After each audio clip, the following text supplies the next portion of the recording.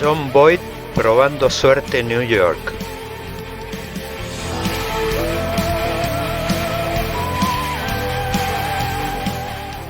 La mano justiciera de John Wayne matando a Liberty Balance.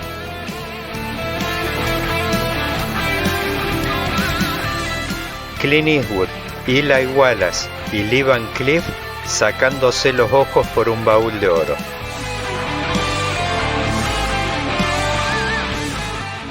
El duelo inolvidable entre Henry Fonda y Charles Bronson.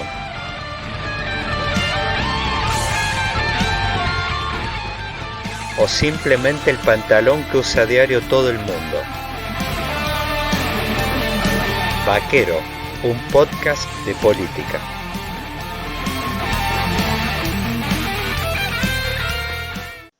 Bienvenidos al 7º capítulo de Vaquero, un podcast de política. Con 2 dosis de Pfizer encima, viajaré a Estados Unidos para encontrarme con Ricardo Castillo, profesor de la Universidad George Washington y consultor político con enorme experiencia en campañas electorales. La política está sufriendo un virus de pérdida de legitimidad en América Latina. ¿Qué está pasando, Ricardo? De vuelta en Argentina me encontraré con María Coutinho, académica de la Universidad Torcuato Di Tella y San Andrés, con una dilatada experiencia como staff de la Presidencia de la Nación. Con María conversaremos acerca de las reformas estructurales emanadas de la Reforma Constitucional del 94 y sus desafíos pendientes. Ajustarse bien los cinturones para este viaje inolvidable. Ricardo Castillo, muy bienvenido a Vaquero, un podcast de política. Bueno, obviamente que en las redes no te hace falta ningún tipo de presentación. Sí, por ahí a quienes escuchan el podcast que no tienen tanto origen y no están tan familiarizados con los temas políticos. Hoy tenemos una franja de jóvenes muy entusiastas de los temas políticos, se los ve muy movilizados y por ahí no tienen registro de algunas cosas que han ocurrido unos años antes.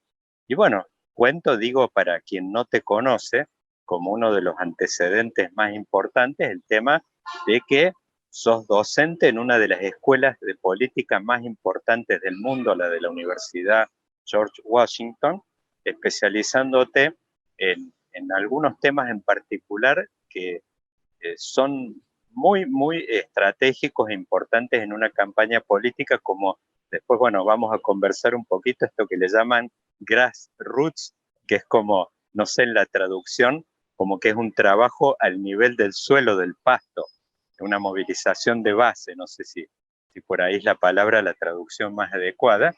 Y bueno, quizás el trabajo tuyo más reciente está vinculado y por ahí en una de esas me gustaría usarlo de disparador a esto, porque no solo está ocurriendo en Ecuador, que vimos que vienen de procesos políticos electorales muy recientes, pero así como aparecen estos fenómenos, suben, lo estamos viendo en Perú ahora, es como que los gobiernos llegan, inclusive ahí lo podríamos anotar, inclusive a Biden en Estados Unidos. En 6 meses el capital político prácticamente está por el suelo. Ahora el de Biden está pisando al que tenía 6 meses de asumir, de rodar, Trump en Estados Unidos, y estamos viendo ahora en Ecuador una crisis política reciente donde se han anunciado nuevas alianzas. Y Alberto también, ¿no? Bueno, Digo, Alberto ni hablar, si comparamos con Macri a los 2 años de rodaje, y eso que tuvo un primer año dificilísimo, bueno, Alberto al año de haber asumido, pero ni al año, pisó. La pandemia lo llevó a los 6 meses a un pico de 80% y en agosto ya estaba por el suelo. Entonces, a ver, me gustaría arrancar por ahí, Ricardo. ¿Qué es lo que está pasando en América Latina en los procesos políticos que prácticamente se ven destruidos, quemados el capital político de los gobiernos en el arranque prácticamente? Estamos viendo a Castillo en Perú, que arrancó muy simpático con su sombrero y todo eso, pero ya está con una crisis que tuvo que cambiar el gabinete entero, inclusive no solo eso, sino las alianzas políticas que lo sustentaban y lo llevaron al poder. ¿Qué está pasando ¿qué es esta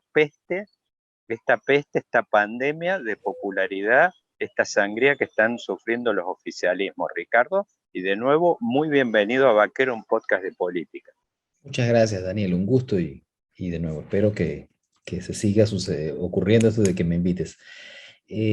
Mira, déjame darle una mirada multidimensional, sin que tampoco me tome demasiados minutos. Yo pienso que hay aquí al menos tres factores. El primero tiene que ver con que desde que llegamos al poder, en la gran mayoría de nuestras sociedades hiperpolarizadas, bueno, primero que nada, más allá de los picos puntuales que mencionaste, como el caso de Alberto u otro, pues la verdad es que arrancamos con una mitad de la población por lo menos en contra, ¿de acuerdo? Estoy generalizando, pero pasa mucho, ni hablar de los países que tienen sistemas electorales donde hay segunda vuelta, donde en vez de construir mayor legitimidad, que era la intención de los sistemas que tienen segunda vuelta, no estoy diciendo que esté mal, no estoy ni a favor de otros sistemas, pero lo que es un hecho es que terminan de acelerar la polarización y los perdedores se sienten mal derrotados, heridos, robados, diferentes combinaciones de verbos, y se sienten no incluidos simbólicamente en ese relato y a partir de ahí sienten que no están gobernando para ellos y a partir de ahí es muy difícil reconstruir esos canales. Y entonces después se van también perdiendo parte de los votos que se fueron dando, que usualmente eran en contra de la mitad que ya no los quería, y tenemos un primer factor ahí, producto de la hiperpolarización. La segunda, bueno, recientemente hemos visto los datos nuevos de Latinobarómetro, digo, teníamos un par de años sin verlos, y nos dicen algunas pistas de esta conversación, ¿verdad? Los ciudadanos tienen menos confianza en sus partidos políticos, menos confianza en sus instituciones políticas, menos confianza en el Congreso, menos confianza en sus gobiernos, tienen al mismo tiempo dos o tres variables que quiero poner sobre la mesa, sienten que se gobierna para unos pocos, sienten que cada día se roba más. Entonces, estas cosas pueden ser verdad o mentira, pero terminan por germinar la peste de que genera todo esto, que es una insatisfacción con la democracia, lo cual no quiere decir que estamos a favor de sistemas totalitarios, pero ya los ciudadanos lo verbalizan, ¿verdad? Esto no sirve, al menos para mí, ¿verdad? Esto no necesariamente lo verbalizan las personas, pero hay una sensación de eso, una sensación de que el pacto social no está funcionando. Y no lo digo para hacerme el estudioso de Rousseau ni nada por el estilo. El pacto social es una idea poderosa porque en lo elemental todos la entendemos, los que la estudiaron y los que no, ¿verdad? Los ciudadanos entienden que renuncian a algo para que el gobierno, el Estado, como sea que ellos le entiendan, les dé algo. Y hoy un porcentaje amplio de ciudadanos entienden que ellos hacen lo suyo. ¿Qué es lo suyo? Pararme a las 4 de la mañana, levantar a mi familia, llevarlos a la escuela, educarlos, criarlos, trabajar, pagar mis impuestos, y después no reciben lo que se imaginaban, ¿de acuerdo? Esto no lo verbalizamos así, pero hay una sensación rara de divorcio, de que esto no está funcionando. De esto yo hago mi parte y luego no me dan lo que espero. Luego no me dan lo que espero en economía, ¿verdad? En cual sea la consecuencia negativa en cada país. No me dan lo mío en salud, no me dan lo mío en seguridad. Y la tercera variable es la pandemia, que la pandemia ha terminado de ser, digamos, el eslabón final de destrucción de la confianza en los gobiernos en términos de que ha acelerado el divorcio y ha acelerado la sensación de abandono. Esa es la palabra que me parece que resume todo esto. Los ciudadanos al final sienten un dolor que se traduce en abandono, un dolor producto de la decepción, los que creyeron y se van, como vos dices, rápido, o los que nunca creyeron y al final se sienten abandonados. Y en esas circunstancias es que gobernamos y es bien complicado.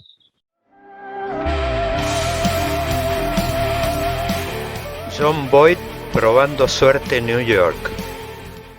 Perdón, Ricardo, ahí me gustaría pararme un segundo y hacer un doble clic sobre un tema que mencionaste, porque uno tiene la impresión, la foto que yo tengo, es que vos decís, bueno, que no te acompañen los que no te querían, eso uno, bueno, lo entiende. Vos decís en estas épocas de polarizaciones más extremas, por ahí los que no te quieren con mayor ruido. Eso en cierta forma lo comprendo. Ahora, a mí lo que me llama la atención es que, por ejemplo, uno cuando piensa acá, por ejemplo, en la política argentina, hablaban en el caso del peronismo de un porcentaje que uno podría ver, no sé, de acuerdo a las estimaciones, 25, 23, 28%, que son esas franjas de votantes, como dicen vulgarmente, que te acompañan al cementerio, inclusive hasta dentro de la tumba y hasta en una de esas lustran la bóveda. Eh, ¿Qué es lo que está pasando de que tenés estos electorados tan infieles? Estos tiempos, viste, que le llamas como que se ha popularizado, está muy de moda este tema del poliamor en las relaciones. ¿Qué es lo que ha ocurrido que se ha vuelto tan swinger las Eh, bases electorales? Y cuando hablamos, y ahí por ahí nos toco con esto que vos, a lo que vos te dedicás y estás tan especializado, este tema de los grassroots. ¿Qué es lo que ya está voy. ocurriendo a ese nivel para que tengas un público, un electorado tan volátil, tan fluctuante y que te deja de amar tan rápido? Daniel, yo percibo que es que hay un divorcio muy grande entre cómo los ciudadanos perciben su día a día. Estoy hablando especialmente de los frustrados y esos que nos abandonan, no son los únicos, pero estos, y la relación de confianza que esperaban tener y ya no sienten con los políticos. Mira, yo vengo acompañando una serie de grupos focales en varios países de la región y tengo una idea muy clavada, con dolor también, de que los ciudadanos no han superado el coronavirus. La gran mayoría de los ciudadanos de nuestros países no lo han superado desde el dolor, no los han superado desde las pérdidas en algunos casos, no los han superado también desde un inmenso sentimiento, permíteme que insista, de abandono, de que la pasaron mal y se sintieron solos. Y a partir de ahí es donde yo entiendo que vienen divorcios, desde la izquierda, desde la derecha, desde donde todos lados, porque hay un votante convulsionado, hay un votante revuelto, hay un votante que siente, eres tú o sos vos, ¿de acuerdo? Si estuviéramos en Argentina, son ustedes los que me abandonaron, son ustedes los que se pelearon conmigo, ¿verdad? Son ustedes los que me dejaron solo en el momento más duro de mi vida. Eso es lo que yo estoy encontrando en muchos países como elemento común. La clase política y quienes, no quiero entrar en guerras de clase, y quienes económicamente han asumido que lo peor de la pandemia ya pasó y nos alegramos por quienes pueden asumirlo así, están en un grupo y los ciudadanos sienten que esto no se ha resuelto todavía y que no lo hemos superado ni resuelto. Y sienten además, si me permites, en varios lugares una sensación de que no hay brújula. Este es otro elemento que también condiciona la relación, que no hay brújula ni hay un plan para resolver nada, ¿de acuerdo? Hay una serie de medidas, hay una serie de cosas que se hacen, pero la verdad no hay. Esto ha terminado de desnudar que la verdad no hay en muchos países sienten no hay un plan para sacarnos de la pobreza, no hay un plan para resolver los problemas económicos y desde ese cansancio, pues un grupo de ciudadanos, a veces pueden ser poquitos, otras veces pueden ser más que poquitos, bueno, se replantea, sobre todo, además, repito, con la sensación que tienen muchos de que son los gobiernos los que los han abandonado a ellos, con lo cual yo no me siento el infiel, ¿de acuerdo? Siento que son ustedes los que me han dejado solo, con lo cual, bueno, tengo más que derecho de pensar lo que me dé la gana, porque ustedes no están resolviendo. Eso por un lado. La verdad es que es muy grande esa sensación de dolor y de abandono, y bueno, y vemos cómo todo esto se traduce en lunas de miel más cortas, que tú lo mencionabas en las dos intervenciones, como Pedro Castillo muy rápido, ¿verdad? Aunque gana teóricamente con la mitad y un poquito más, pues rápido se desvanece. Bueno, porque se producen varias de las cosas que dije, ¿verdad? Rápidamente dentro de esa coalición hay varias cosas. Esto pasa en otros países también. Pero bueno, dentro de esa coalición había el que en realidad no quería mucho a Castillo, pero quería menos a Keiko. A ese. Y ya después que ganó Castillo, pues ya no le es tan suficiente ese elemento para mantenerse satisfecho. Al mismo tiempo hay, porque ese es otro problema, ¿cómo mantenemos satisfechas las coaliciones? Ahorita lo digo también, lo menciono en Argentina, lo cual puede ser osado de mi parte, y lo menciono también en Estados Unidos. como también dentro de Castillo hay un votante de izquierda que está frustrado porque no se va a la izquierda. Y luego hay otro votante más de centro que está frustrado porque el señor es demasiado de izquierda. Entonces, estamos, vamos, en varios países estamos como campeones en dejar a todo el mundo mal. Lo mismo en Estados Claro, Unidos. ahí, Sí. no, no, dale, por favor, lo de Estados Unidos que estabas comentando, ahí si querés terminarlo. Sí, porque bueno, en Estados Unidos le pasa un poco lo mismo a Biden. O sea, todo el mundo, aunque no lo veamos así, no nos damos cuenta, pues todos ganamos con una coalición, ¿verdad? Que es un elemento a veces poco estudiado o poco discutido. Todos ganamos con una coalición. Pensamos que ganamos las elecciones con comunicación, las elecciones se ganan, sí, con buena comunicación, pero se ganan con política. Biden gana con una coalición también, con una coalición de progresistas, no importa discutir quiénes son más y quiénes son menos, muy importante para él, y una coalición de moderados. Bueno, él tiene unas tensiones ahí adentro y pronto o resuelve algo de esto o va a dejar infeliz a todo el mundo, que es parte del problema, porque ya tú lo decías también. Dejar infelices a los que por razones diversas, ideológicas, legítimas, no te quieren, bueno, eso es medianamente comprensible. Ahora tú tienes, ¿cuál es tu trabajo? Tu trabajo es que no se te salgan los de la coalición que tienes dentro y eso, pues muchos países están teniendo dificultades.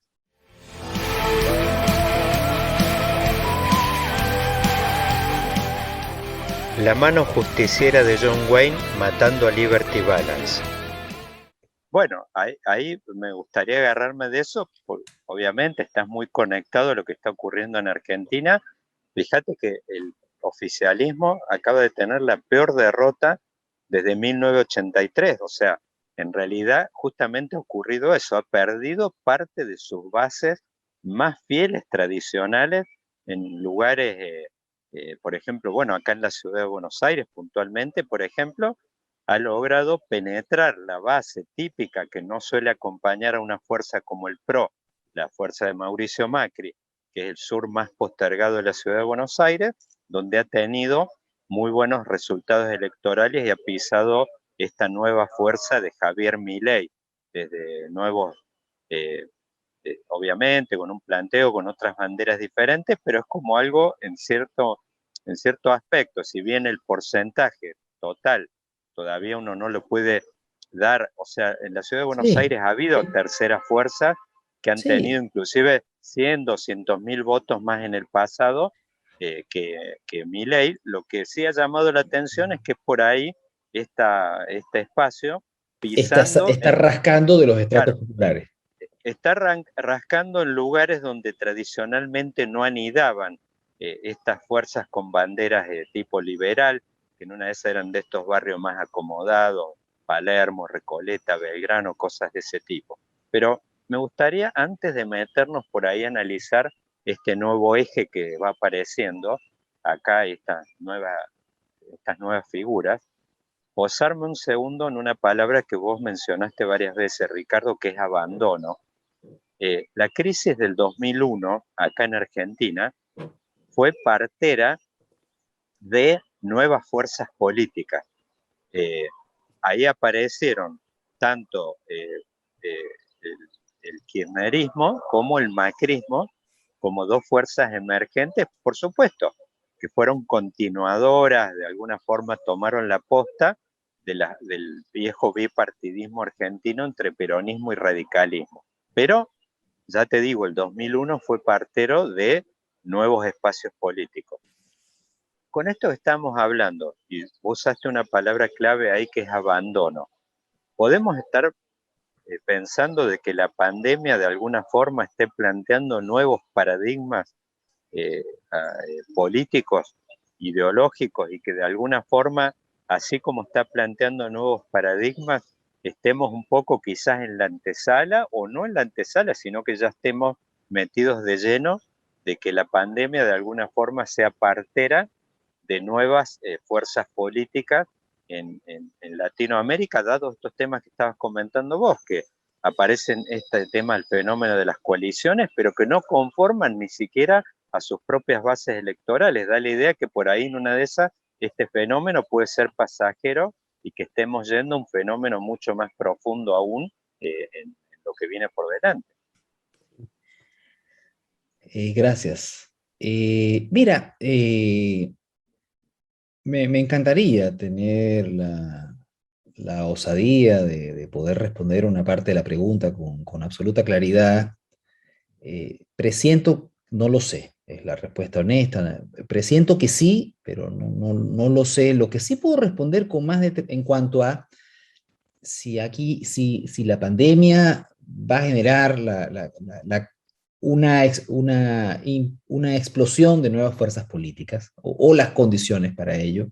Lo que sí puedo ver, que quizás es la misma respuesta, es que la pandemia está obligando a una revisión ideológica del relato de una serie de fuerzas que a veces sienten erróneamente que tienen el monopolio sobre ciertos clivajes, sobre ciertos contrastes, y los ciudadanos comienzan a dudar de eso. En castellano, bueno, hay fuerzas de izquierda que por muchos años, y perfecto, si fue así, uno se alegra por ellos, por su rendimiento electoral y por las cosas que pregona. Hay muchas fuerzas de izquierda que piensan, bueno, que ellos tienen el monopolio de nosotros cuidamos a los pobres y ustedes son los malos que están con los ricos. Y pareciera que hay un desgaste de eso, que hay un desgaste de eso. No es Argentina el único caso, ¿verdad?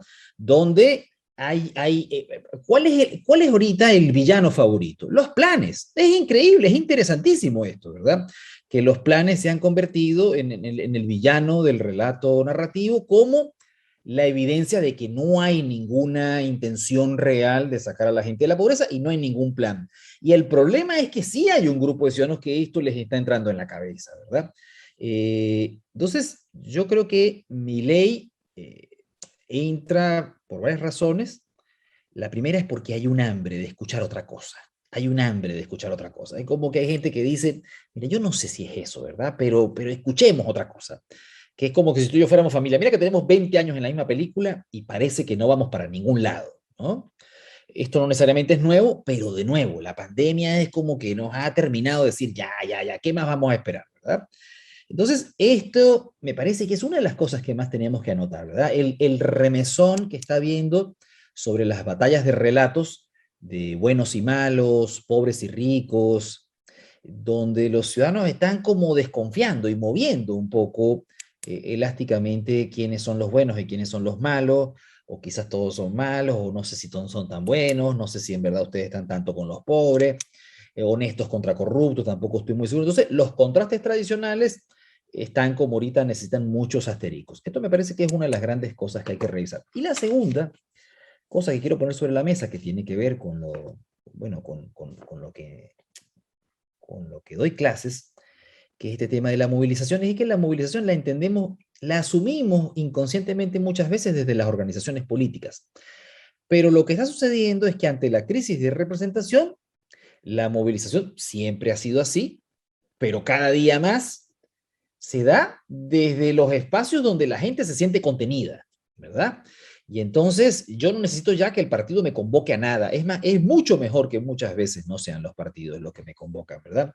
Y entonces vimos en Colombia las protestas contra la reforma tributaria, vimos en Puerto Rico las protestas cuando salieron los leaks de los chats del gobernador en ese momento, vimos en Ecuador también cómo el presidente intentó aumentar el combustible y la gente sale a la calle, medianamente conducidos por el movimiento indígena, pero realmente la gran mayoría de los ciudadanos autoconvocados.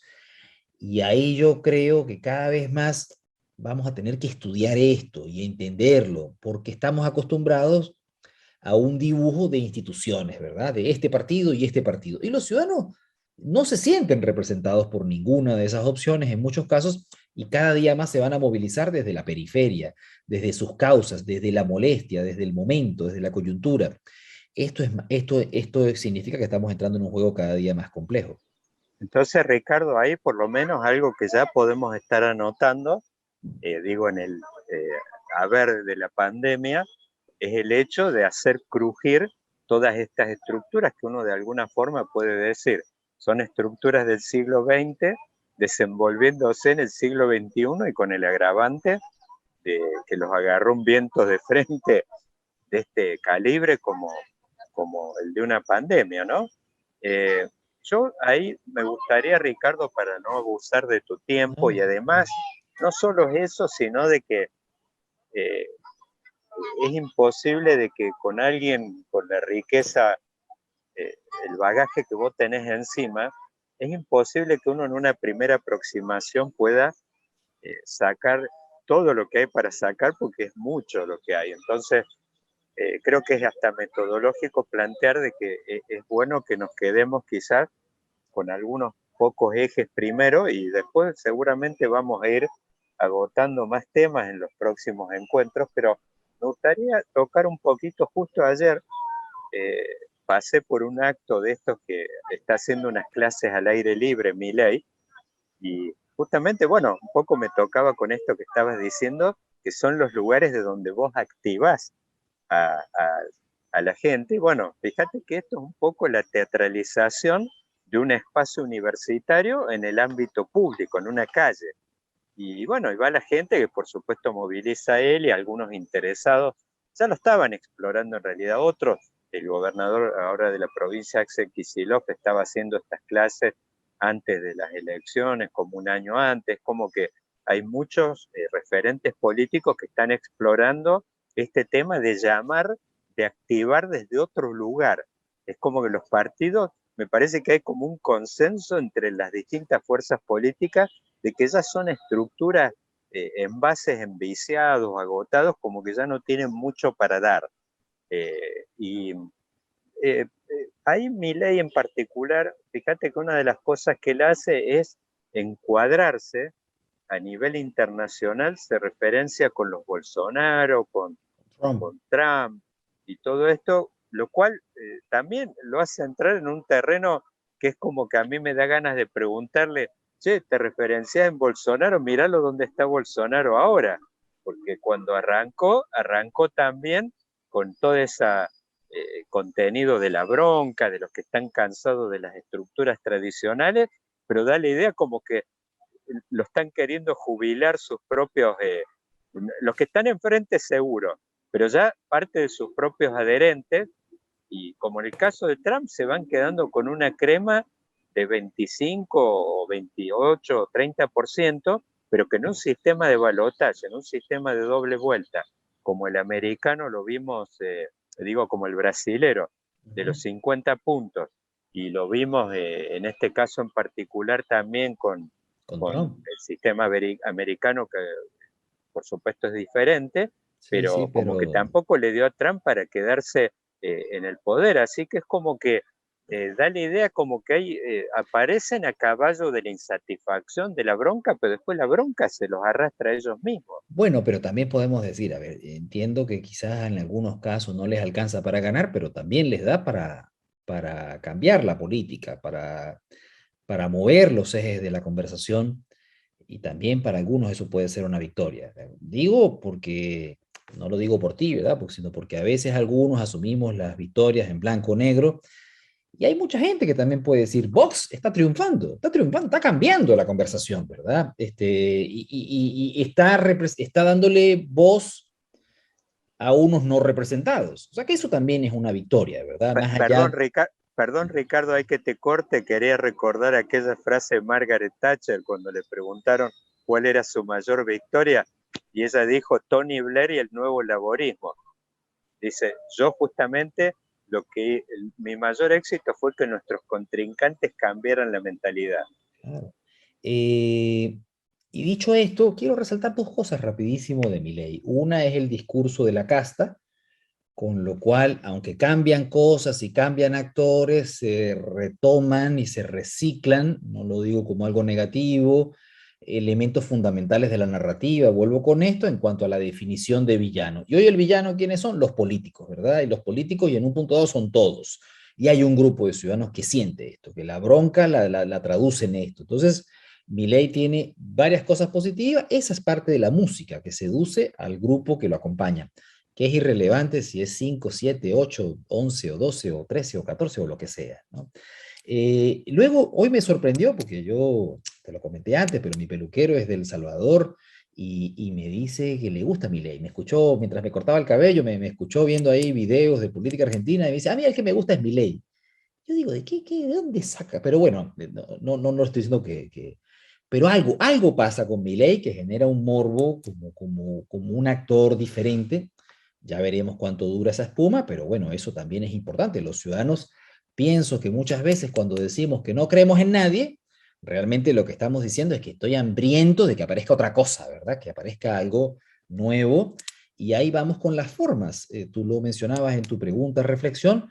Bueno, hay hambre también de nuevas formas, porque la forma es fondo. Yo lo viví un poco en Ecuador. En la primera vuelta acompañé a un candidato que terminó siendo un fenómeno en TikTok.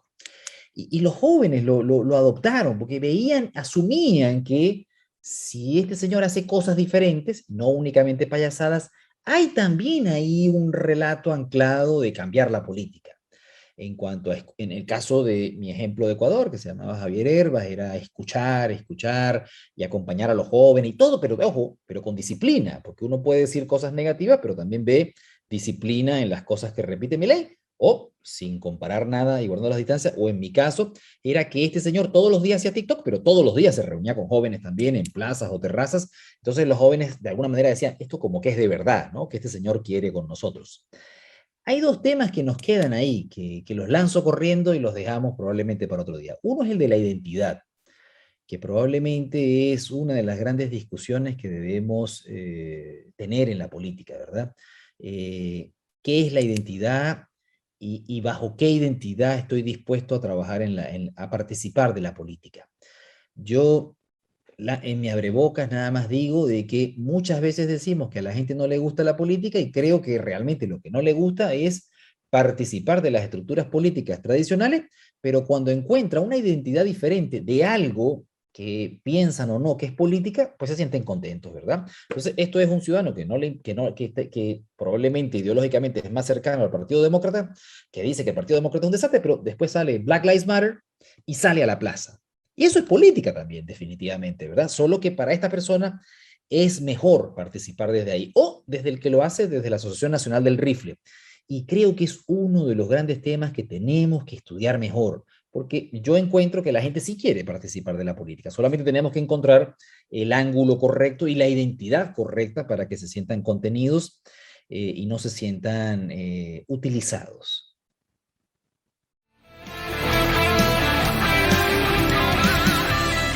Clint Eastwood, Eli Wallace y Lee Van Cleef sacándose los ojos por un baúl de oro. Ricardo, la verdad es que es impresionante y yo digo, si me tengo que quedar con este título de este último tramo, me parece que es como que vamos a dejar como pendiente este tema que hablaste de identidad y bueno, cómo se vincula esto con estas nuevas estructuras que en una de esas uno está pensando, vos decías, no sé, estos espacios que un poco, no sé si están, pero sí están en gran parte ocupando los espacios de los partidos políticos tradicionales y bueno, uno podría pensar que hasta en el extremo, no te digo que los dinamiten, pero quizás les cambien absolutamente la cara y que nos estemos encontrando un poco por ahí donde arrancamos, por ahí la pregunta mía, que era si la pandemia de alguna forma podría estar implicando la antesala de un parto, que en una de esas ya está ocurriendo, no es que es la antesala, en una de esas está in progress, como dicen allá este trabajo. Así que bueno, Ricardo, yo la verdad te agradezco muchísimo, nos No, por quedamos, favor. espero que sea tu primera Igualmente. visita a Vaquero, un podcast de política, y bueno, Abrazo muy grande, Daniel. Un gusto de te verdad y mando, por favor, mándamelo y nos vemos pronto. dale, fuerte abrazo. Abrazo grande. Bienvenidos al 7º capítulo de Vaquero, un podcast de política. Con 2 dosis de Pfizer encima, viajaré a Estados Unidos para encontrarme con Ricardo Castillo, profesor de la Universidad George Washington y consultor político con enorme experiencia en campañas electorales. La política está sufriendo un virus de pérdida de legitimidad en América Latina. ¿Qué está pasando, Ricardo? De vuelta en Argentina me encontraré con María Coutinho, académica de la Universidad Torcuato Di Tella San Andrés, con una dilatada experiencia como staff de la Presidencia de la Nación. Con María conversaremos acerca de las reformas estructurales emanadas de la Reforma Constitucional del 94 y sus desafíos pendientes. ajustarse bien los cinturones para este viaje inolvidable. María Coutinho, muy bienvenida a Vaquero, un podcast de política. Hace tiempo que quería charlar contigo. Digo, para toda la gente de la red están muy familiarizados con tus antecedentes, tanto académicos como en la función pública, eh, con una dilatada carrera en la función pública. Pero bueno, por ahí para quienes escuchan estos podcasts y no están tan familiarizados, tenés actividad académica en la Universidad de San Andrés, tengo entendido que en la Universidad de Itela también, y te dedicas a temas que tienen que ver con el funcionamiento del visto de investigación, el tema de los gabinetes, de los gobiernos, y bueno, la verdad es que una de las inquietudes que tenía por ahí es poder charlar con vos algunos temas por ahí más estructurales de la política, que por ahí son los que se pierden en el fragor de la coyuntura del día a día, anoche todos pegados con este tema del debate por las elecciones de la ciudad de Buenos Aires, como que la coyuntura se va comiendo un montón de temas, y hay uno en especial que quería usar como disparador para conversar con vos. Yo algunas veces escribí algunas cosas y vengo insistiendo hace tiempo, como que hay un momento en la historia política moderna de la Argentina que es bisagra, que es el 1994. Vamos a usar el libro de Orwell, 1984. Bueno, digo 1994, es como un momento bisagra. Inclusive, fíjate, haciendo abstracción por ahora un poquito de lo que fue la reforma constitucional de aquel momento, pero fíjate cuando están hablando hoy del tema tanto de la necesidad de acuerdos políticos, de grandes consensos, y bueno, la verdad que si uno lo piensa en términos de una foto, esa reforma fue, yo creo por lo menos así, quizás la crisis después en un momento, después del 2001, abrió la puerta para algunas mesas inéditas en aquel momento, las mesas estas de Dualde, de la crisis, todo, pero el de 94 es como, vos ves, la última gran foto política de la Argentina, donde estaban todos los líderes políticos de aquel momento, sobre todo las dos grandes referencias, eh, Alfonsín como un poco el padre del retorno de la democracia, y después quien tuvo una larga hegemonía en la década del 90, Menem con sus 10 años en el gobierno, y bueno, vos veías en esas fotos como que estaban todos. Ujú. Y ahí por eso te quería proponer, por ahí que nos hagamos un viajecito virtual a esos 2, creo que casi 3 meses, que estuvieron toda la clase política argentina instalada en Santa Fe y Paraná, laburando el tema de reformas que tuvieron efectos políticos importantísimos. Hablé del gabinete, uno puede pensar ahí, por supuesto, en la instrumentación e implementación de esta figura del jefe de gabinete, pero después hay reformas muy trascendentales, algunas de ellas que yo creo que fueron una bomba un poco para cómo venían funcionando las cosas. A ver, el tema de pasar al sistema de voto directo tuvo un impacto enorme, dándole una representación prácticamente, si uno saca la cuenta fina, quizás eh, la provincia de Buenos Aires estaba muy subrepresentada electoralmente, y esto tiene un impacto enorme, y no solo eso, sino de que pasa a convertir a estos intendentes del conurbano, mini gobernadores, en grandes actores de la política, y por ahí neutralizando lo que es el papel de los gobernadores. Es como que el centro de gravitación de la política argentina se traslada de lleno al AMBA. Más allá de uno lo que puede decir de que el nuestro siempre fue un país unitario con un disfraz de federal y todas estas cosas, pero se explicitó eso a un nivel inédito. Después otro hecho importantísimo, la autonomía de la ciudad de Buenos Aires. Si uno piensa, por ejemplo, en el viejo esquema de los 30 años más o menos que vamos para la democracia, prácticamente 20 han pasado por las manos del peronismo.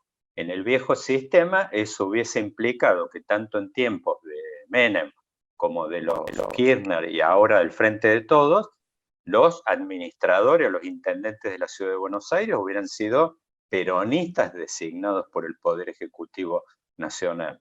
Después, bueno, hay otras figuras, aparece el tema del tercer senador, pero después esta intención de llevar a la Argentina, Alfonsín, tengo entendido que era él el que pretendía darle rasgos por ahí de sistemas más parlamentarios al sistema político, esto el jefe de gabinete, alguien que fuera periódicamente a rendir cuentas al, al Congreso, pero lo mismo, con un funcionario, digamos, lejos de eso, en el sentido inclusive, por ejemplo, ahora vimos en la elección esta de hace unos días, si hubiésemos tenido un primer ministro al modelo europeo, quizás hubiese caído con estos resultados electorales y se hubiera quedado la puerta abierta para hacer un nuevo gabinete con nuevas fuerzas detrás y inclusive quizás hasta con un baño electoral, una ratificación. Así que bueno, te quería por ahí, María, a ver, proponerte si podemos meternos así con el tema del 94. ¿Qué impactos ves, qué análisis, impactos prácticos que tuvo esta reforma en la política y en el funcionamiento real práctico del gobierno?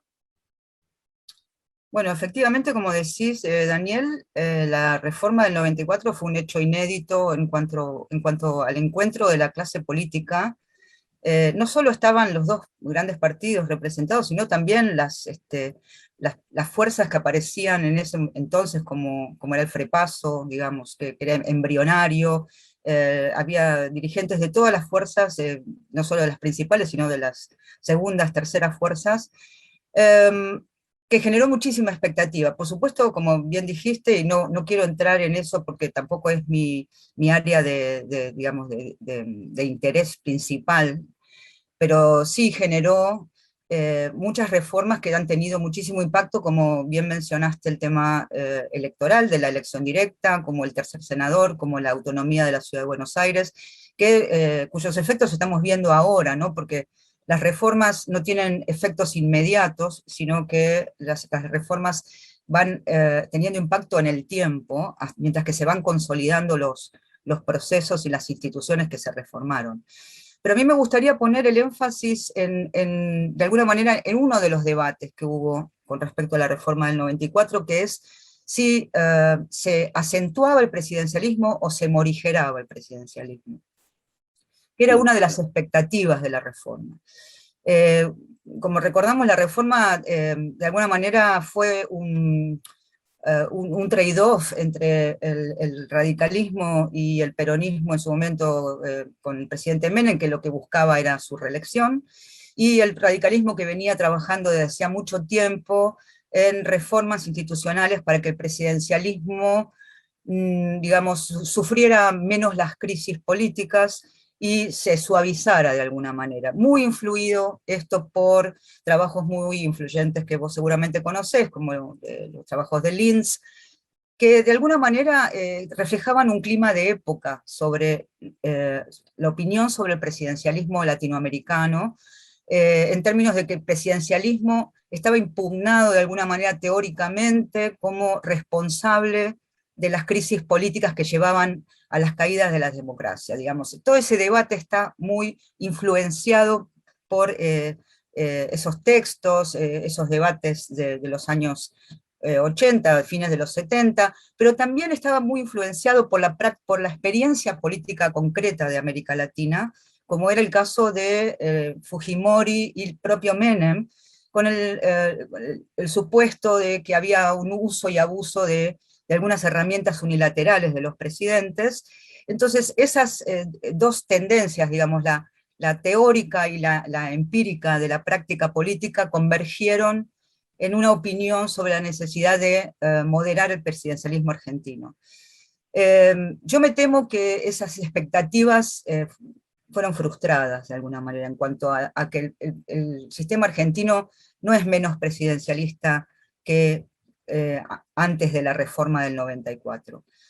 Y uno de los motivos, uno de, digamos, de las dimensiones en las que me baso para decir eso, además de, por ejemplo, que se reglamentaron los decretos de necesidad y urgencia, no es que se prohibieron, sino que se reglamentaron, con lo cual se constitucionalizaron, el presidente no perdió muchas de las jefaturas que tenía, con la excepción de la ciudad de Buenos Aires, y me quiero detener con el tema del jefe de gabinete, digamos, que parece un elemento bisagra en la historia institucional del Ejecutivo argentino, pero que sin embargo generó demasiadas expectativas que en la práctica me parece que se vieron de alguna manera desafiadas, si se quiere. La creación de la jefatura de gabinete, como decías vos, estaba de alguna manera considerado como un mecanismo, no sé si parlamentario, pero aunque sea semiparlamentario, con la idea de que el jefe de gabinete sea un fusible frente a las situaciones de crisis política que sufrían los presidentes, o que sufrieron los presidentes de la democratización. Tenía Alfonsín seguramente la idea de que esto podía ser de alguna manera un mecanismo que amortiguara las crisis políticas y que no recayera todo sobre el presidente. Y bueno, con esa intención se crea el jefe de gabinete, pero que en definitiva terminó siendo una figura híbrida, sui generis, y con muchas ambigüedades. Por eso digo que el descalce entre las expectativas y la figura que terminó siendo después de la reforma y su funcionamiento.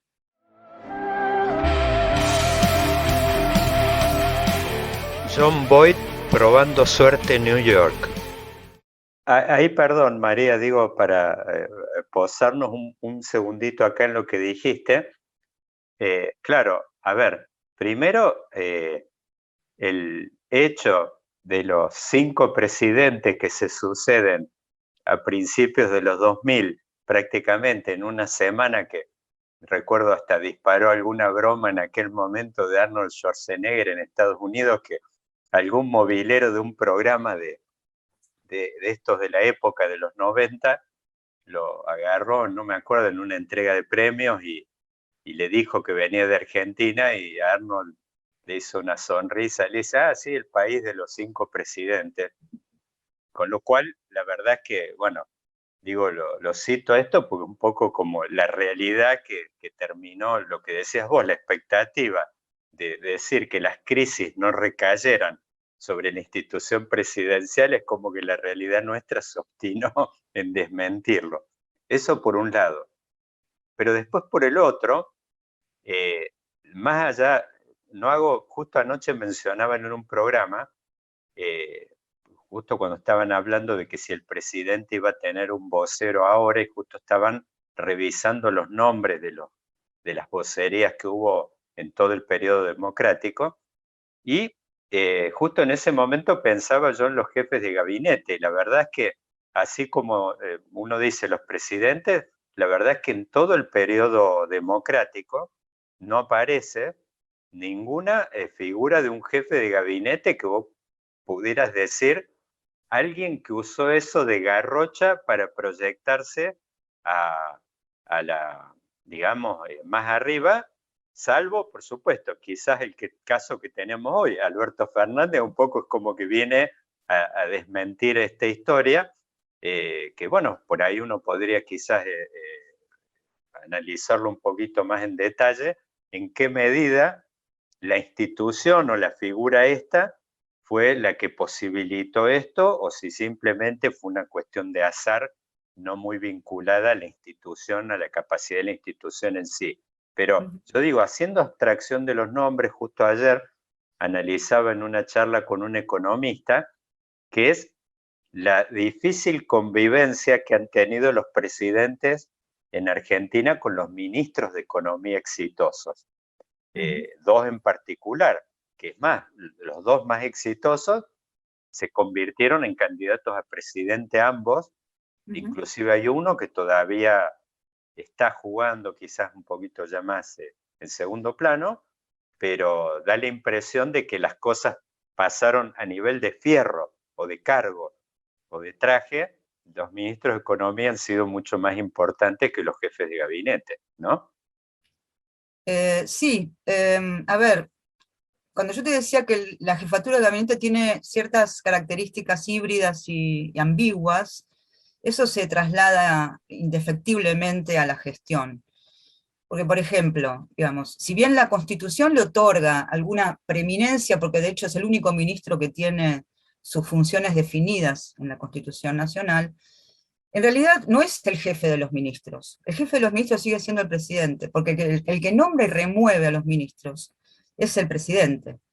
Y es el Claro, presidente también el que nombra y remueve al jefe de gabinete, con lo cual eso ejerce una presión de verticalización en la relación que lo hace muy diferente el funcionamiento en cualquier sistema parlamentario o semiparlamentario, semipresidencial, como lo queramos llamar.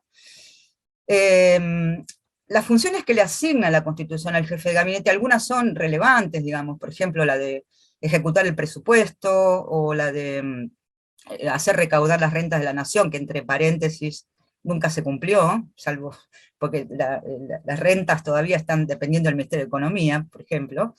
Eh, pero la expectativa, digamos, ya dijimos, vos lo dijiste bien, la expectativa sobre su funcionamiento como fusible ya se demostró que falló, digamos, ¿no? Y la prueba de fuego fue el 2001, que incluso hubo una oferta por parte del gobierno de la Alianza, de la jefatura de gabinete hacia la oposición, pero que fue rechazada, porque cuál sería el incentivo de la oposición para incorporarse a un gobierno que está en crisis, eh, teniendo semejante, digamos, rol institucional en el diseño del Ejecutivo, que depende, en definitiva depende del presidente y no tiene legitimidad propia, por esto de la designación y la remoción presidencial, más allá del mecanismo de censura parlamentaria, que es tan exigente en términos de mayorías que sería casi de imposible cumplimiento, ¿no? Entonces, ¿cuál sería el incentivo de un dirigente de la oposición para incorporarse al gobierno en momentos de crisis, ¿no? La primera pregunta que creo que quedó demostrado en el 2001. Entonces, digamos, esta situación que teóricamente tiene cierta jerarquía por encima de los ministros, pero en realidad la potestad de designación y remoción y el rol que tiene el presidente sobre los ministros no incide o sea, puede dejar de lado al jefe de gabinete, puede mantener una relación bilateral con los ministros y pasarlo por encima en todas sus decisiones. Algo podremos recordar lo que ocurrió para dar algún nombre, Terráneo en el gobierno de la Alianza, que decía que él se enteraba un poco, digamos, de las medidas por los medios de comunicación y no intervenía en la toma de decisiones. Entonces, digamos, es una figura que tiene un lugar muy preponderante desde el punto de vista del diseño formal institucional, pero que en la práctica su rol es absolutamente contingente a la relación que tiene con el presidente y es absolutamente contingente al contexto y hasta las personalidades, te diría. Entonces, claro.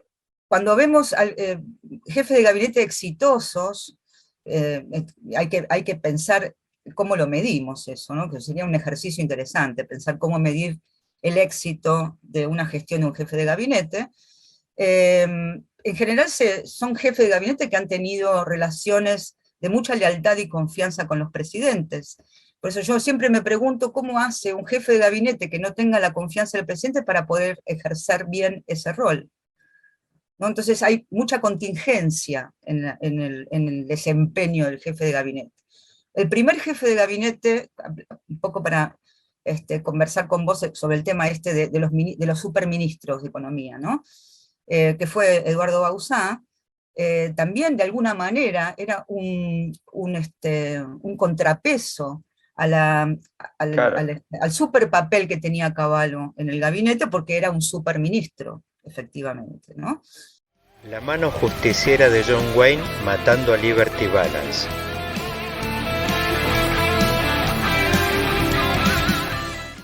Sí, sí, digo que había en la raviolera digamos, del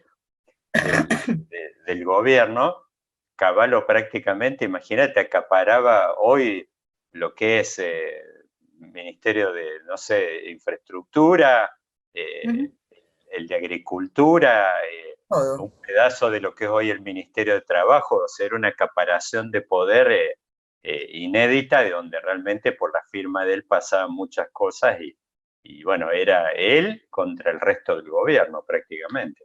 Sí, en esa época se hablaba del ala política y el ala técnica, ¿no? Porque además Cavallo Sí. incorporó una serie de funcionarios más tecnocráticos, digamos, ¿no? Ahora hay marea, esto me hace como dispararte una pregunta.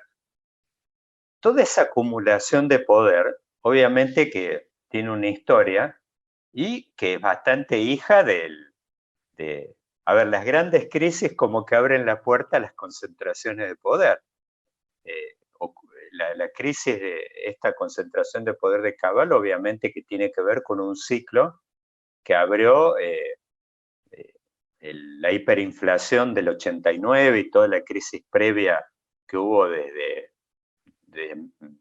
quizás del 87 en adelante, inclusive que abarca también un pedazo del gobierno de Menem al comienzo, los 2 primeros años, donde Cavallo se estaciona primero como canciller y bueno, eso es como que abrió. Y después, quizás el otro caso que estábamos hablando, que no tuvo lo mismo una dimensión de este tipo, pero sí vemos que en el caso particular de Roberto Labaña, fue un ministro que, fíjate que trascendió, que entra también a caballo de la crisis tiene una etapa con Duhalde, después del trabajo que había hecho Remes, y después pasa y queda como ministro prácticamente indiscutible de la primera época de Kirchner. Cuando Kirchner se asienta ya en el poder, obviamente que viene el momento del divorcio, y bueno, ahí es como que se acaba la saga de ministros de economía potentes en la Argentina. ¿Por qué en este momento la crisis económica que estamos viviendo y de semejante profundidad, bueno, con la pandemia estamos hablando técnicamente de 10 puntos de caída del producto, similar magnitud al 2001, ¿por qué estas crisis no están abriendo la puerta para esquemas de ese tipo? ¿Qué es lo que ocurrió? La política es como que hay como un consenso cruzado. Fíjate que Macri también, una de las cosas que tuvo es que atomizó la autoridad económica en un montón de partes. Más, es parte de la autocrítica que entiendo que se hacen ellos mismos. No sé si en el libro la hace, no lo leí, pero tengo entendido que es parte de la autocrítica. A ver, creo que el tema tiene varias dimensiones. Por un lado, digamos, ministerios de esa índole tan súper poderosos, con tantas áreas de gestión, es una anomalía, digamos, no existe en el mundo eso. Claro. De alguna manera, la formulación del Ministerio de Cavallo estuvo condicionada por cuestiones institucionales, porque la Constitución anterior al 94 impedía que hubiera más de 8 ministerios. El límite era 8. Entonces, si vos querías crear un ministerio nuevo, tenías que sacar otro. Y los ministerios que había, los 8 ministerios del 83 hasta el 95, eran los ministerios clásicos. No había mucha capacidad para innovar. Menem Alfonsín crea el Ministerio de Obras y Servicios Públicos, que Menem mantiene al principio de la gestión, pero luego, digamos, como ESIN de Educación de Justicia, tuvo que eliminarlo. Pero indefectiblemente, y ahí es donde pasa el área de obras públicas a Cavallo. Claro. Entonces, por un lado tenés un condicionamiento en términos de cantidad de ministerios, o sea, no tenías mucho margen de maniobra, como para tener cierta especialización de carteras. Claro.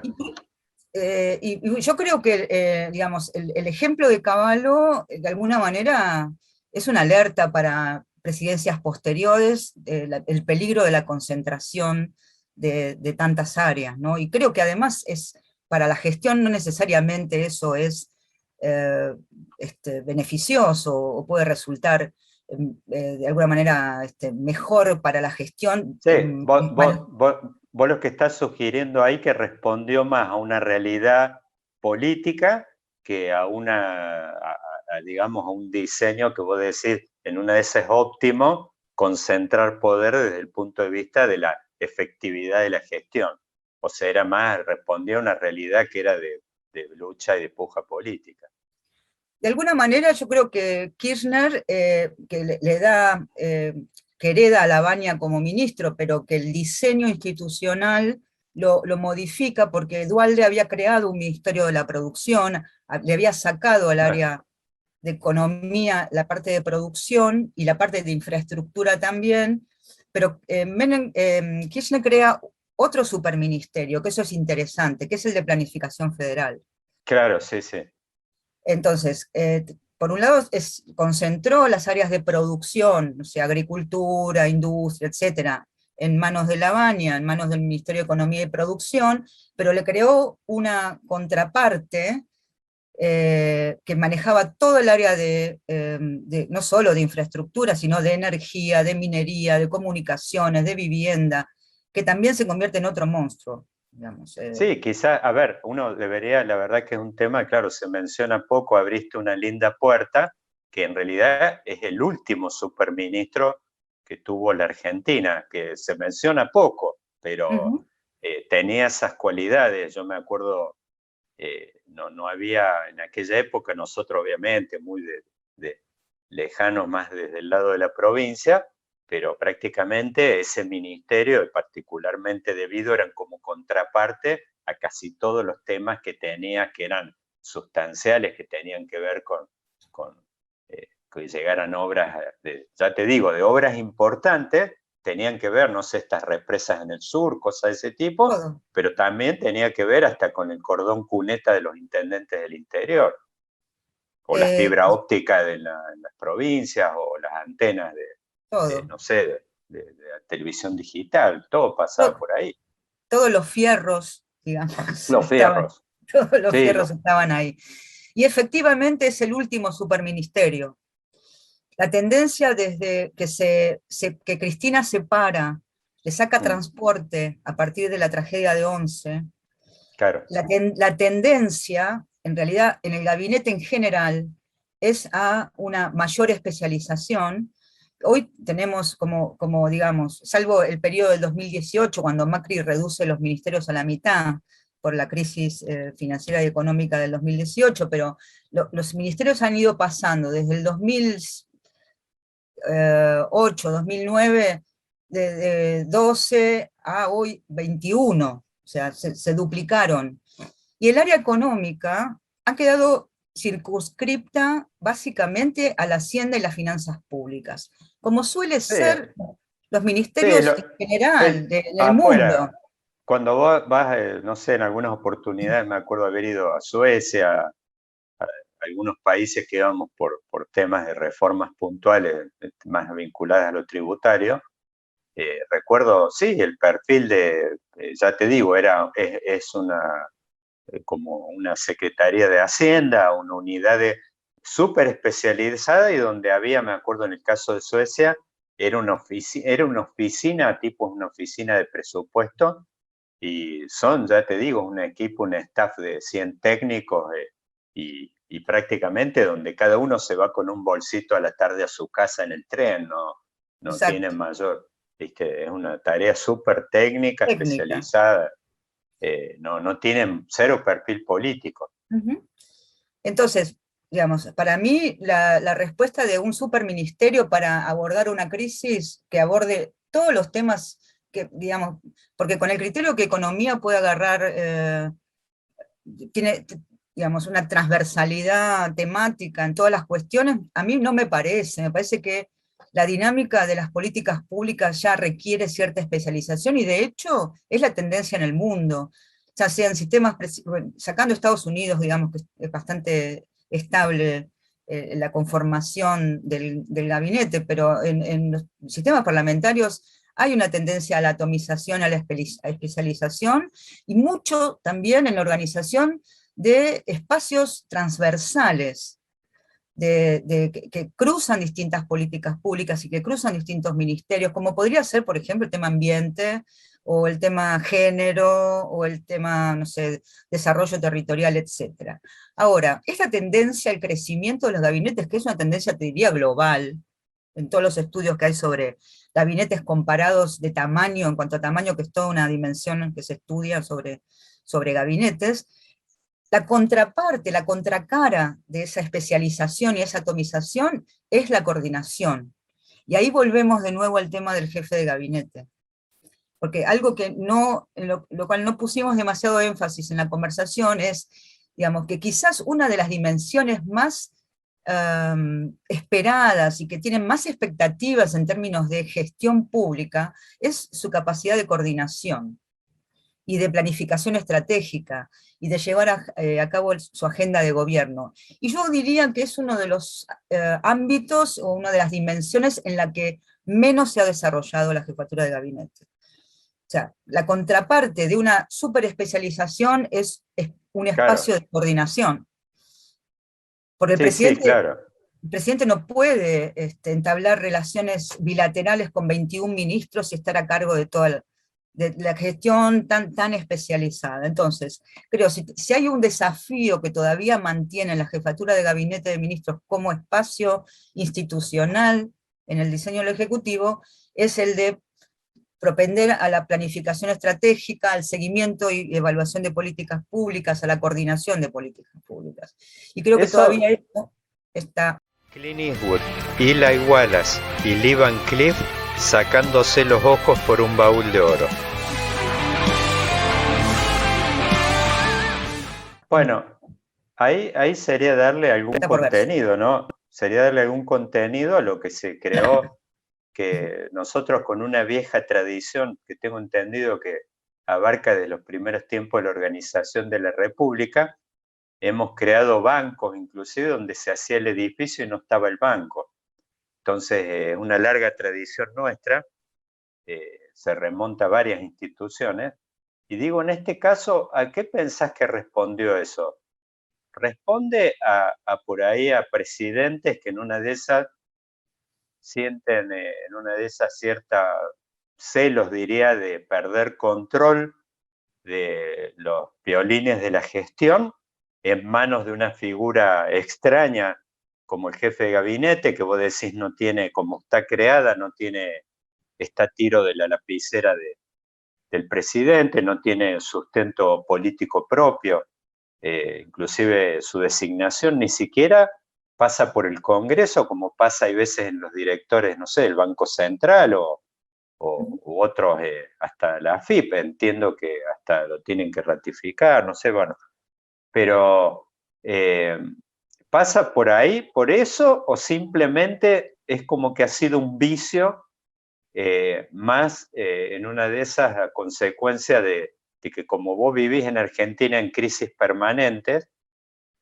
generalmente los presidentes se han abocado poco en una de esas a la dimensión quizás más estructural de la gestión pública, y bueno, ha venido más a consecuencia de eso. ¿Qué es lo, por qué pensás que no ocurrió? Pues sería lógico, es decir, en un esquema súper atomizado, justamente lo que vos requerís más es coordinación y estandarización de procesos y ¿qué es lo que ocurre? ¿Dónde pensás que está originado eso? El duelo inolvidable entre Henry Fonda y Charles Bronson.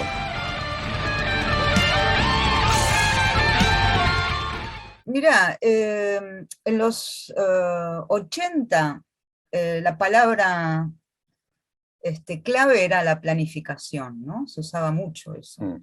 De hecho, existía una Secretaría de Planificación en la presidencia de Alfonsín, pero muy debilitada, ¿no? Digamos, realmente no era un espacio de planificación como se pensaba en los 70 la planificación, ¿no? Sí, claro, un papel central. Después vino, digamos, en los 90 con las políticas de reforma del Estado y de privatizaciones y demás, fue un concepto que cayó en desgracia, digamos. Eso sería, por ejemplo, una dimensión que podríamos llamar, no sé si ideológica, pero de clima de época, de alguna manera. Después creo que seríamos muy injustos de calificar a todos los jefes de gabinete de la misma manera, en términos de esfuerzo de coordinación, porque hubo varios intentos de establecer algún esquema transversales para la toma de decisiones o de seguimiento de las políticas públicas, pero que no continuaron en el tiempo. No sé, por decir, la primera gestión de la jefatura de gabinete que se inaugura con Menem tuvo un rol central en lo que fue la reforma del Estado. Claro. Tuvo un rol central en lo que llamaba la URME, que era la Unidad de Reforma y Modernización del Estado, que permitió realizar semejante transformación, que fue impresionante, Sí. ¿no? Con las dos leyes que dieron origen Sí. a la reforma del Estado, y de manera bastante exitosa. Ahora, en el clima de época, la planificación no era un tema central, digamos, no ocupaba un tema central.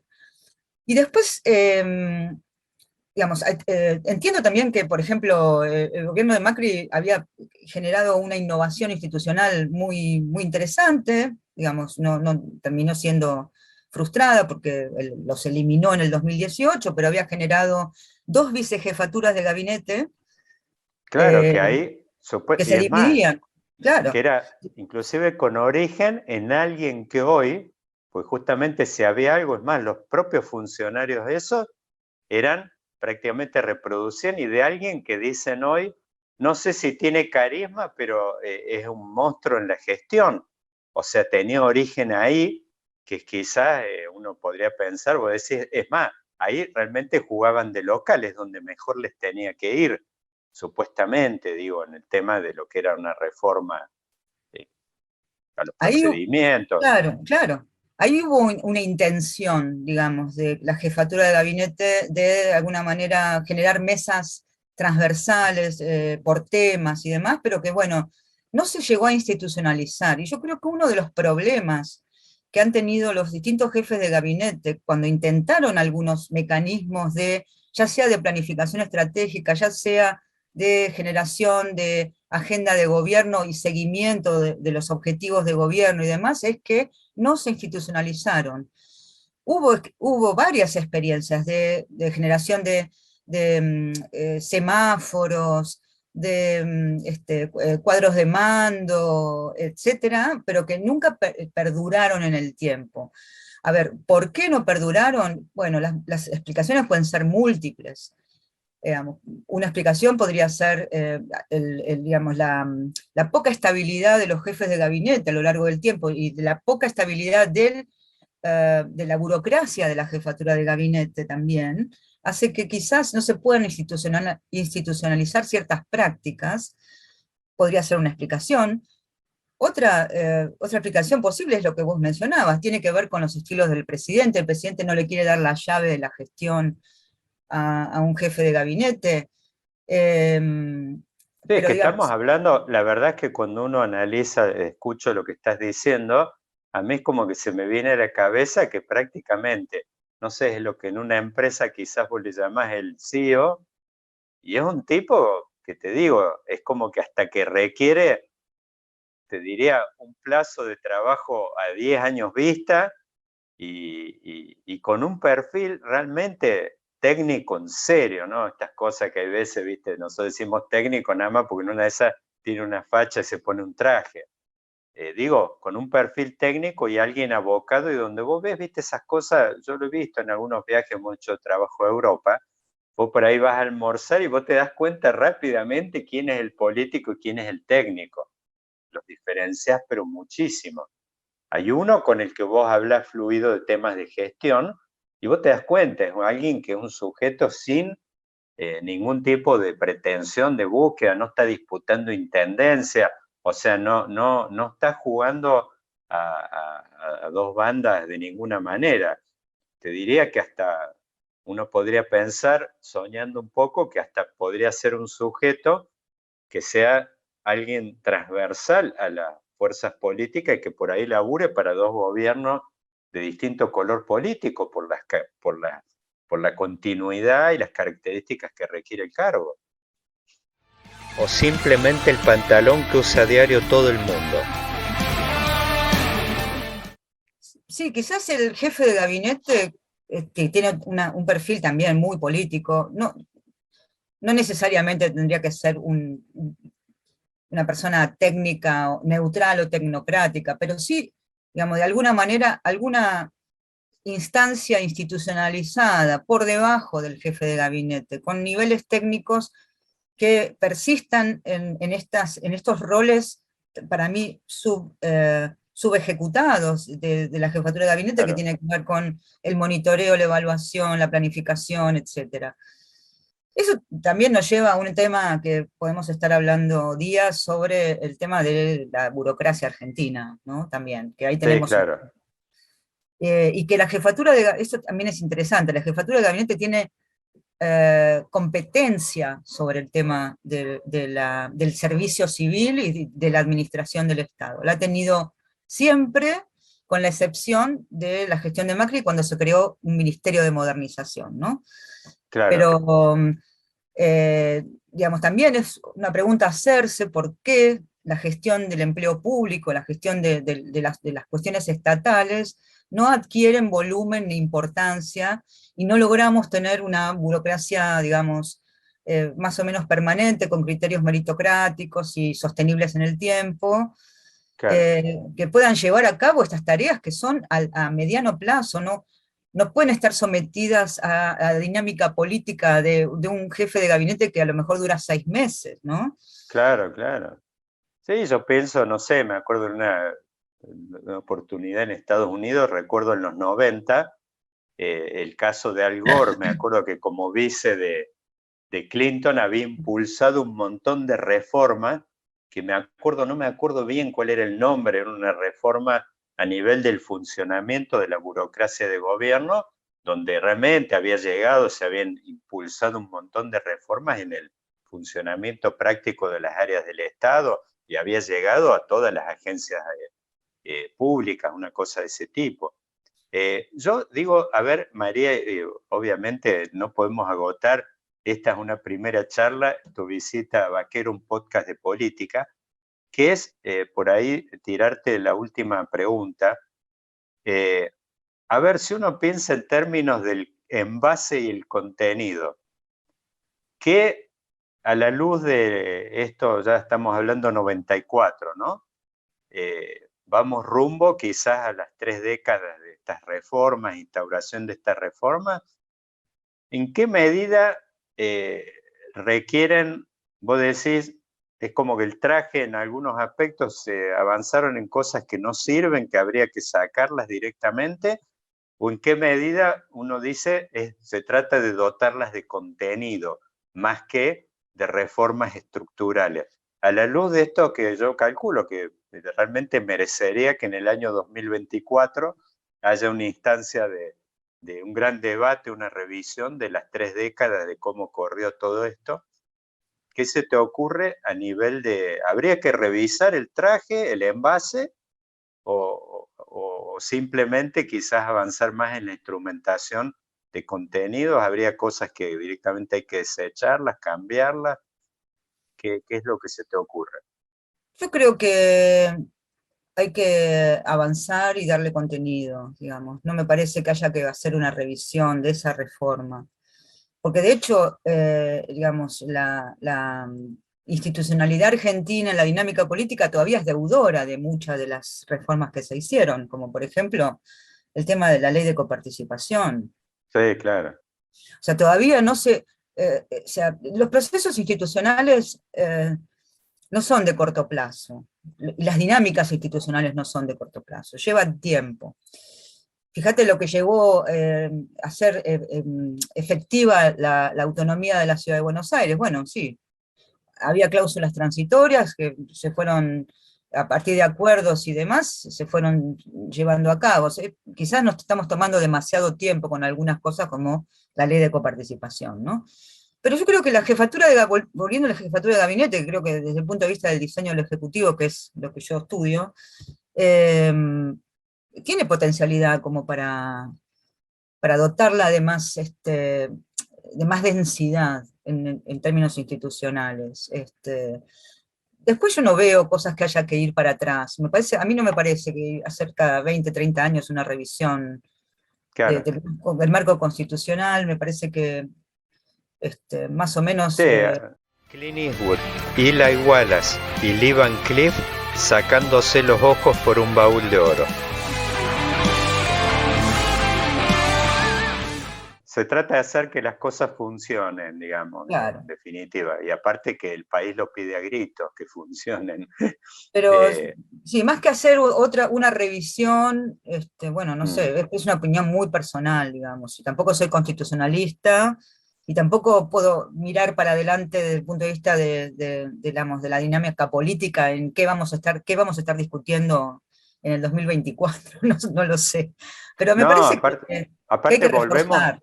Volvemos un poco a donde empezamos, María, por eso te hablaba de la foto del 94, de que una foto de esa magnitud, de esa densidad, no tuvimos nunca más, y la verdad es que pensar ahora en esta dinámica de donde no, solo nos toca a nosotros, tenés democracias tremendamente agrietadas en todos lados, las polarizaciones, que en realidad uno habla de polarización, es natural a la política eso, pero bueno, se han profundizado a un nivel inédito. Uno, la verdad, resulta impensable imaginar fotos de similar magnitud a la que se dio en aquel momento. Yo creo que por eso uno debería descartar.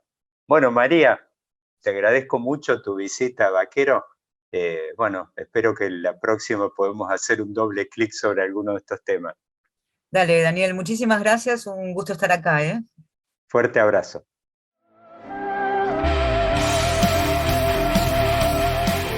John Boyd probando suerte en New York.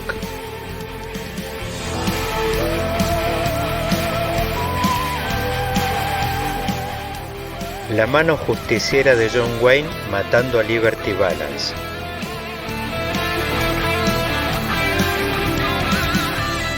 Clint Eastwood, Eli Wallace y Lee Van Cleef sacándose los ojos por un baúl de oro.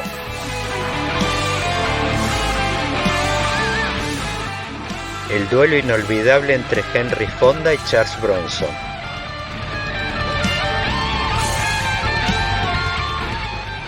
O simplemente el pantalón que usa a diario todo el mundo. Vaquero, un podcast de política.